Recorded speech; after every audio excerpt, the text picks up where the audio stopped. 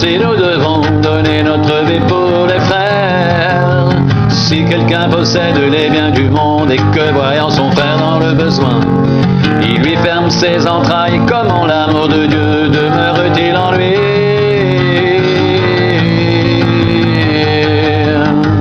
Petits enfants, n'aimons pas en parole et avec la langue, mais en action et avec vérité. Par là nous connaîtrons que nous sommes de la vérité et nous rassurerons notre cœur devant lui. Car si notre cœur nous condamne, Dieu est plus grand que notre cœur et il connaît toutes choses. Vous petits enfants, vous êtes de Dieu et vous les avez vaincus, parce que celui qui est en vous est plus grand que celui qui est dans le monde. Eux, ils sont du monde et c'est pourquoi ils parlent après le monde et le monde les écoute. Nous sommes de Dieu et celui qui connaît Dieu nous écoute. Celui qui n'est pas de Dieu ne nous écoute pas. C'est par là que nous connaissons l'esprit de la vérité, l'esprit de l'erreur. Bien-aimés, aimons-nous les uns les autres. Car l'amour est de Dieu et quiconque aime est né de Dieu. Car l'amour est de Dieu et quiconque aime est né de Dieu. Et connaît Dieu. Celui qui n'aime pas n'a pas connu Dieu, car Dieu est amour.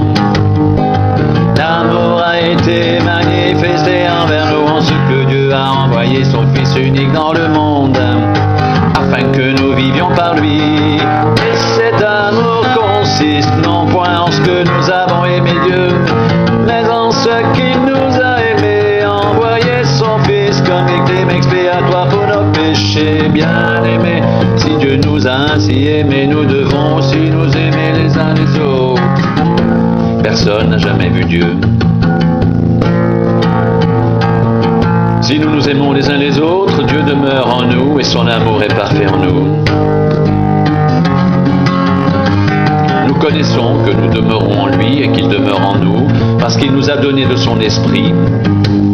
Et nous avons vu et nous attestons que le Père a envoyé le Fils comme sauveur du monde, celui qui déclarera publiquement que Jésus est le Fils de Dieu. Dieu demeure en lui et lui en Dieu.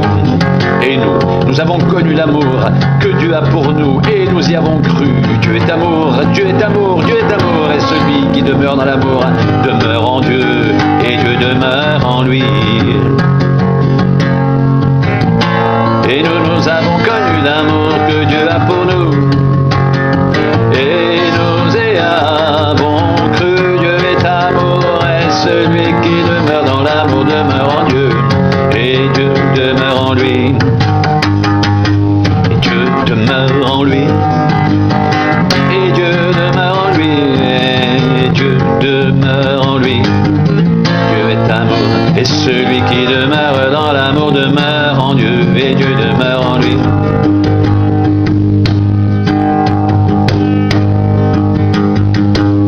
Tel il est, tel nous sommes aussi dans ce monde. C'est en cela que l'amour est parfait en nous, afin que nous ayons de l'assurance au jour du jugement.